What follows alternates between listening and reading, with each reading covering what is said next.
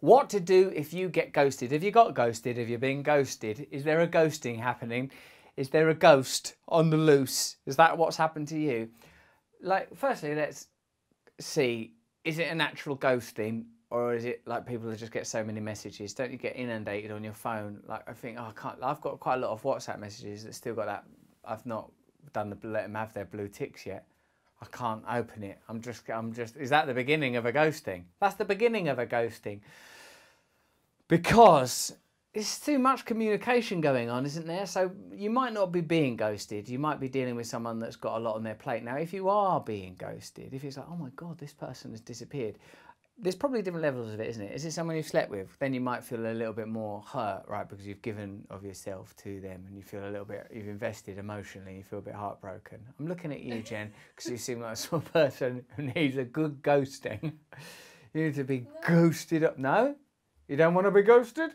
Well, if you are ghosted, and believe me, some people deserves a good ghosting, then I suppose what you have to recognise is that you've invested something in a human being that they can never, ever give you. Now, it might be like, oh my God, but it's my sister, or it's my brother, it's my mother, it's someone I'm in love with. Let's break it down this way.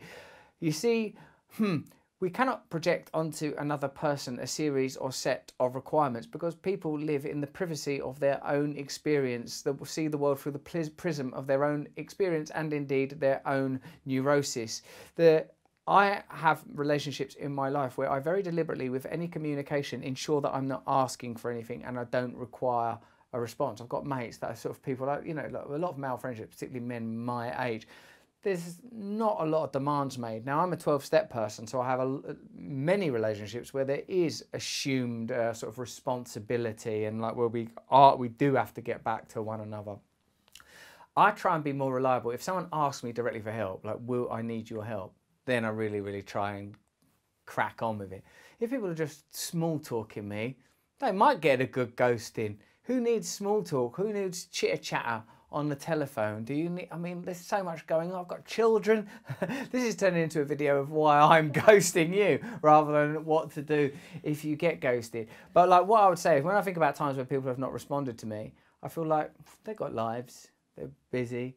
The lesson is I have over-calculated my significance to that person, and I've misunderstood their perception of our relationship.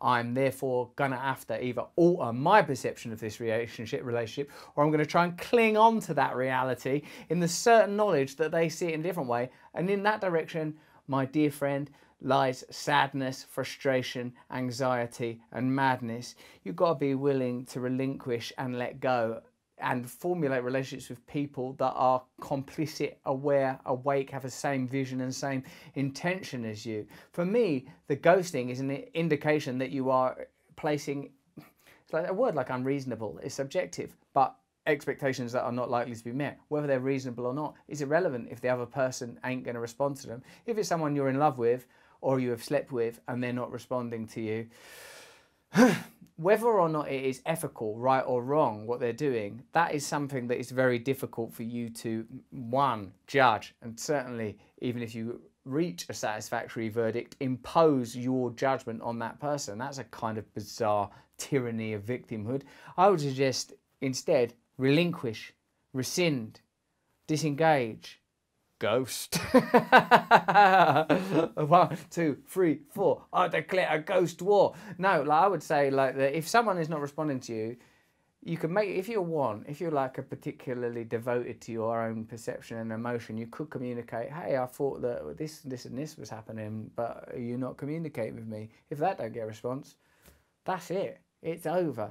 And that's a tough thing to accept, particularly if you've experienced a lot of rejection in your life. But the process of maturation, the process of individuation is a tough one, and it involves wounding and scarring, and it involves pain. It has done for me.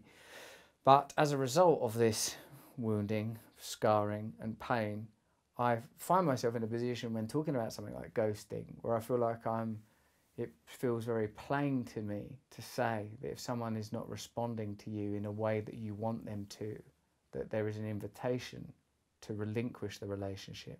that we spend too long in this life trying to persuade people to be something that they're not, projecting our requirements and our needs onto people that are unable to fulfill them. The reason we do this is because we have lost connection with our true selves, and we have lost faith that there is a transcendent, nutritional, pranic force that can nurture and hold us.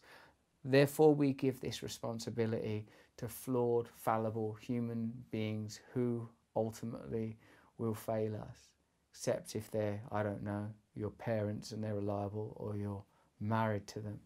But even then, there is no actual guarantee. Your parents have hurt you, haven't they? The people you love most in the world have hurt you, haven't they? The only way you can avoid this pain, or at least seek comfort beyond it, is to connect with a sublime, I would argue, divine force within you that is not contingent on any external agent, but is accessible, in fact, by arriving at a point of awareness itself, of recognizing, oh, I feel rejected. Who is I?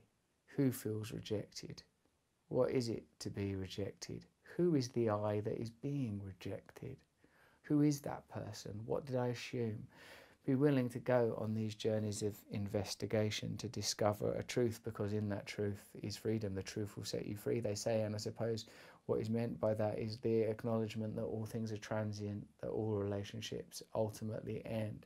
So if you feel that you are being ghosted, rejected, neglected, marginalized and maligned, you have to take that information as an indicator that you have formed a non-reciprocal connection, and you don't want too many of them in your life, unless it's like someone that you're responsible for, like your children. It's information, it's an education. That ghosting is data, and the data is usually, I would suggest, it's time to let go and move on.